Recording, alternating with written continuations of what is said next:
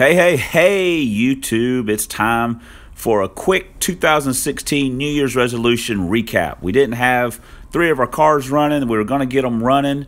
One of them was, the first car was a silver car. Sitting in the warehouse, no exhaust. We'd ripped the automatic out of it. It'd been sitting for a couple of years. We got the 5-speed put together for it, V6.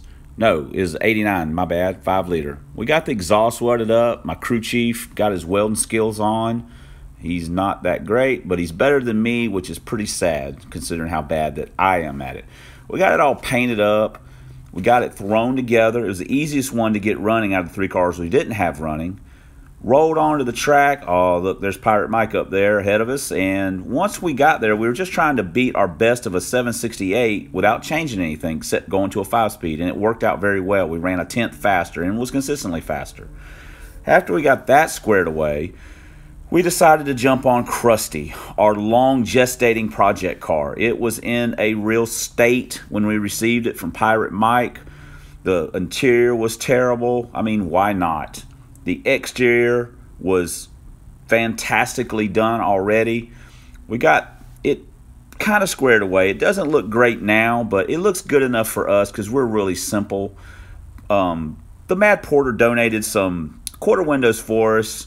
Pirate Mike dropped us off a hood, but we're still lacking a door, and he happened to have one of those. So it was actually a nice door until a tornado come through and banged a dent in it. We found a door handle at the junkyard. The rear bumper, I wasn't real happy with the red. And Pirate Mike, once again, to the rescue. He had a really gnarly looking bumper cover at his house, so he loaned it or whatever, donated it. We finally got the interior kind of halfway put together, and as we were making some progress, we started thinking, you know, hey, we're getting kind of close to getting this thing running or whatever, or at least looking for a motor. So once we got all the interior kind of done up and everything, we found us a motor, an overstock sale at the local You Pull It. They loaded it in for us. You've heard the story on Krusty's bio. My crew chief, he, you know, working the engine hoist, getting that thing hooked up, getting it out of our work machine. And we rounded up a few other parts. We've got the heads and stuff from my buddy. We've got 410 gear out of a Explorer. We had the motor kind of cleaned up. We got our V6 transmission bolted up, got it squared away, got our little upgrades done to it. We had some used axles and got a girdle, C-clip eliminators to get our 8.8. That's a junkyard rear end. We bought a torque box kit new. You got to come out of pocket for a few things and got that put in. I hate tearing those things or trying to tear them up. We got the headers and stuff on, and you know, we were making some good progress. Once you get a transmission bolted on and get it swung in the car, you're almost home free, except we weren't. We still had to get our exhaust done. We had all kinds of trouble fitting our intake up. We had to go back to the Vortec intake because it was milled for the car. And we had some injector problems. We had a bad injector, but ultimately we got it all squared away and got it up to the track. After that ordeal, we decided to work on the LTD. It had been sitting in the warehouse for years. I wanted it to be kind of muscle car looking, hence the hood scoop to kind of motivate me.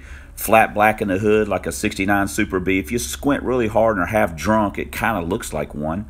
We got the forklift at work and loaded up our front suspension that we had laying around. It's just all stock junk.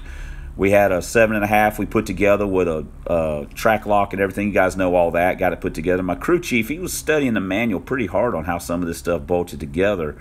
So I let him turn a few wrenches and get his hands dirty. It's good for him.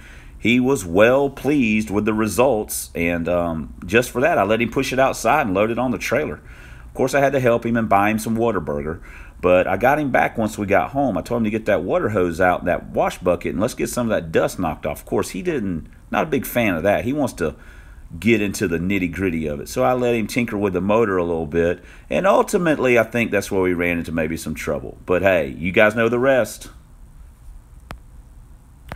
Keep it real, fellas.